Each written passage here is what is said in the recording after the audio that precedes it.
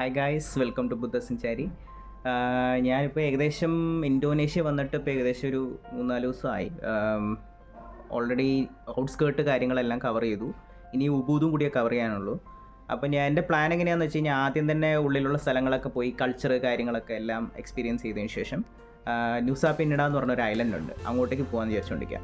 അപ്പോൾ ആദ്യം ബുക്ക് ചെയ്യാമെന്ന് വിചാരിച്ചു. പിന്നെ സനൂർ എന്ന് പറഞ്ഞ ഒരു ഹാർബർ വരെ എത്തണം. അപ്പോൾ അത് വല്ല എങ്ങനെ ലേറ്റ് ആവുമോ വിചാരിച്ചിട്ട് ഞാൻ സനൂറിലാണ് വന്ന് താമസിച്ച് ഇന്ന് റൂം എടുത്തിട്ടുണ്ടായിരുന്നു. എനിക്ക് റൂമും ഈ സ്ഥലമൊക്കെ ഭയങ്കര ഇഷ്ടമായി. ഒരു പ്രൈവറ്റ് പൂളും കാര്യങ്ങളൊക്കെ കിട്ടിയിട്ടുണ്ടായിരുന്നു. അപ്പോൾ ഞാൻ ഇവിടെ നിന്ന് സനൂർ ഹാർബറിലേക്ക് ഒരു 5 കിലോമീറ്റർ ഉള്ളൂ. അപ്പം കുറച്ച് നേരത്തെ ഇറങ്ങിയിട്ട് നടക്കാമെന്ന് വിചാരിച്ചു, 5 കിലോമീറ്ററോളം. അതിൻ്റെ കൂടെ ബ്രേക്ക്ഫാസ്റ്റൊക്കെ കഴിച്ചിട്ട് ഈ ഒക്കെ ബീച്ച് സൈഡിൽ കൂടെ ഉള്ള റോഡാണ്. അപ്പോൾ നല്ല രസമാണ്, കാഴ്ചകളൊക്കെ ഒരുപാടുണ്ടാവും. പിന്നെ രാവിലെ സമയമാകുമ്പോൾ വലിയ കുഴപ്പമൊന്നും ഉണ്ടാവില്ല. എനിക്ക് 1:30ക്കാണ് ഷിപ്പ് ടൈം. അപ്പോൾ ഞാനിപ്പോൾ ഇന്നാണ് ബുക്ക് ചെയ്തത്.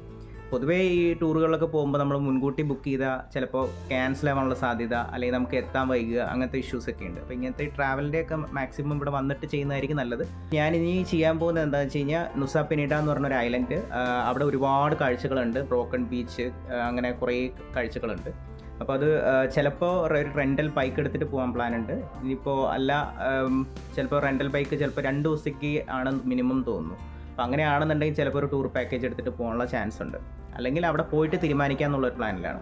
അത് കഴിഞ്ഞ് നുസാ പെനിഡ ഐലൻഡിൽ നിന്ന് ലംബോക്ക് ഐലൻഡിലേക്ക് പോകുന്നുണ്ട്.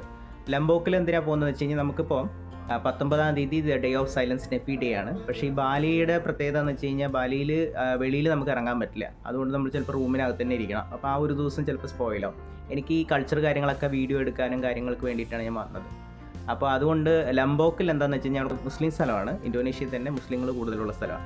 അപ്പോൾ അവിടെ നെഫി ഡേ ഉണ്ടെങ്കിലും ഈ സംഭവം കൾച്ചറും കാര്യങ്ങളൊക്കെ നടക്കുകയാണെങ്കിലും അവിടെ നിർബന്ധമില്ല അകത്തിരിക്കണമെന്ന്. അതുകൊണ്ട് നമുക്ക് പുറത്തിറങ്ങി വീഡിയോസൊക്കെ എടുക്കാം. പിന്നെ ഒരു കാര്യം ശ്രദ്ധിക്കുക, നുസാ പെനിഡയിൽ നമുക്ക് ഗ്രാബില്ല. അതുകൊണ്ട് അവിടെ പോയി കഴിഞ്ഞാൽ ബൈക്ക് റെൻറ്റ് ചെയ്യാനേ പറ്റുള്ളൂ, അല്ലെങ്കിൽ ഈ പറഞ്ഞ പോലെ പാക്കേജ് എടുക്കാനേ പറ്റുള്ളൂ. അതെപ്പോഴും ശ്രദ്ധിക്കുക. എനിക്ക് മുമ്പ് അറിയില്ലായിരുന്നു, ഞാനിവിടെ വന്നതിന് ശേഷമാണ് അറിഞ്ഞത് അവിടെ ഗ്രാബ് ഇല്ല എന്നുള്ള കാര്യം.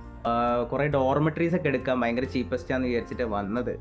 പിന്നെ നോക്കിയപ്പം ആകെ ഡോർമെട്രി റേറ്റിൽ നിന്ന് കുറച്ചും കൂടി ആഡ് ചെയ്ത് കഴിഞ്ഞാൽ നമുക്ക് നല്ല നല്ല വില്ലാസും കാര്യങ്ങളും കിട്ടും. ഡോർമെട്രീസ് കൂടുതലും പ്രിഫർ ചെയ്യുന്ന 1 നൈറ്റ് സ്റ്റേസിനൊക്കെ പ്രിഫർ ചെയ്യുന്നതായിരിക്കും നല്ലത്. അത്ര വൃത്തിയും കാര്യങ്ങളൊന്നുമില്ല.